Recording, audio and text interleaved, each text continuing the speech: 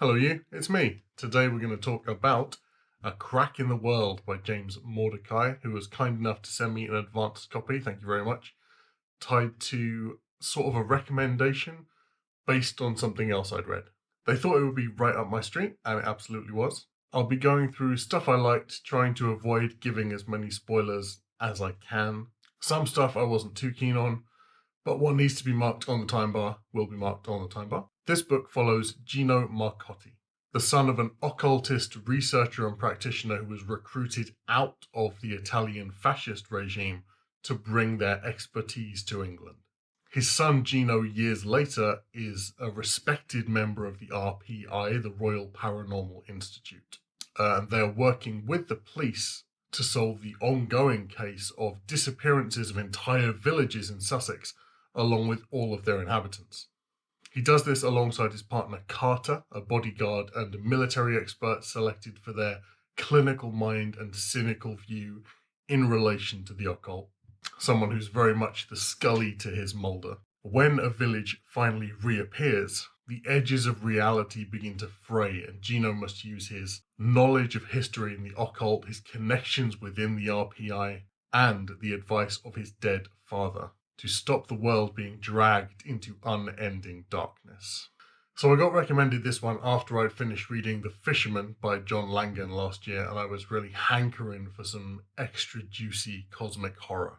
The author of this one messaged me, said, hey, it's coming out soon, it's right up your street, I think, with a lot of things labelled as cosmic horror, especially since so much of it tries to conform to the cosmic horror that founded the genre back in sort of the 1910s, 1920s. You do kind of expect a certain vibe going in. You expect a very moody atmosphere, a certain kind of language. You expect a bit of a adventure books for boys main character. So it's really nice to see something that takes from that genre, but is also fairly fresh and is really fun. In this, we have witty characters, an interesting setting, a diverse cast of background occultists, high stakes, and something you don't get a lot of in the more retro cosmic horror genre, action. In terms of what the overall vibe of the book is like, I'd compare it maybe a little bit to the Dresden Files. I'd compare it a lot to Hellboy. I'd compare it quite strongly to Brian Lumley's Titus Crow books. What offsets those vibes a little bit and makes this feel really nice is the almost buddy cop energy between the main characters. As I said before, you have the expert and the protection, the brains and the brawn, and the fact that this opens with a POV chapter from the brawn who holds the brains in almost this kind of reverence. It gives them this very classic Holmes and Watson relationship. This book draws a lot from real life history and occult lore.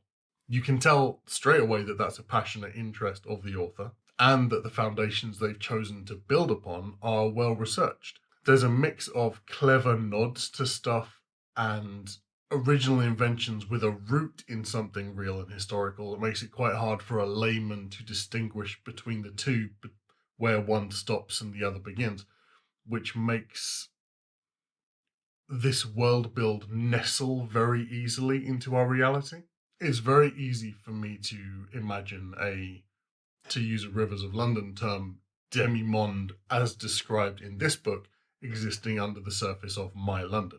And I definitely did a lot of looking up based on stuff in this book to try and find out what was original invention and what was historical stuff. And I tell you what, it sent me down some very interesting 1 a.m. research rabbit holes. One side effect of this, though, is that there are so many instances in the story where we get a sniff of lore, we see the tip of an iceberg, and we are so hurriedly rushed along to the next item. You can smell that the author has created a world build that we're only seeing this tiny sliver of. And I think one of the things this book does best is intriguing you and leaving you wanting to see the stuff that's happening just off camera.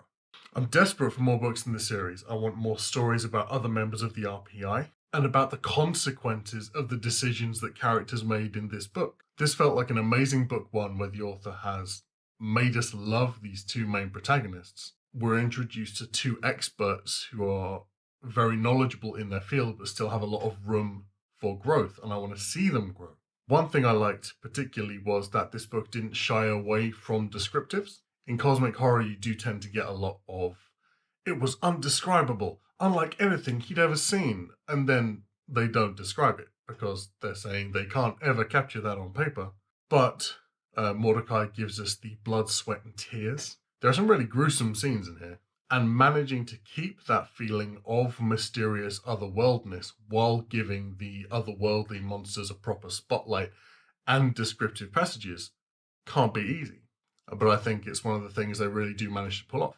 One last note on the things I really liked was that the author included a playlist song accompaniment list in the back of the book. I thought that was so cool.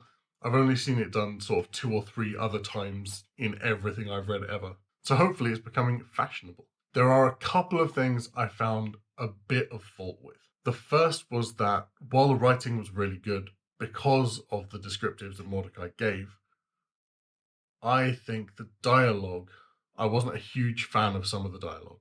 A lot of it seemed a bit archaic for a book set in the 90s, or unrealistic for somebody in the 90s to say. And that could be a symptom of this belonging to a genre that has its roots firmly set in the early 1900s. I don't know. The second thing was the pacing. In the first 4/5 of the book, there's this really good pacing that manages to deliver a sense of urgency. It manages to make you feel like there is a cataclysm right around the corner. And I think in the last 5th of the book, it got a bit out of hand. There were a lot of different things coming together, a lot of different aspects of the story finally being resolved. I had one thing slapping me in the face while I was trying to process another thing that just happened on the previous page. I feel like the author could have, based on the first 4/5 of the book, could easily have kept up that sense of urgency while giving us a little more exposition in the last act. But that could have been totally deliberate to lend to a sense of panic, and it's just personal taste. Personally, I wish this book was an extra 70 to 80 pages longer. I also think, given it's one of the themes that the book revolves around, that fans of black metal might have something to say about the black metal is inherently evil content, but that is time period accurate and does capture a lot of the attitude towards that kind of music that was happening in the 90s. Bit of satanic panic. That aspect of the book really reminded me of the novel The Ritual by Adam Neville, which I also highly recommend. But those things aside, I had a really good time. This was honestly so much fun to read. It's so nice to see people contributing to one of my favorite genres in new and interesting ways. So I'm going to give this one 4 stars and fervently hope that we hear from Gino and Carter again. So thanks for tuning in for this review. Don't forget to like and subscribe. Don't forget to follow me on Twitter and Goodreads, which will be down below. And I'll also link our Interstellar Book Club where we read sci-fi down below as well. I'll see you soon for the next review. Bye.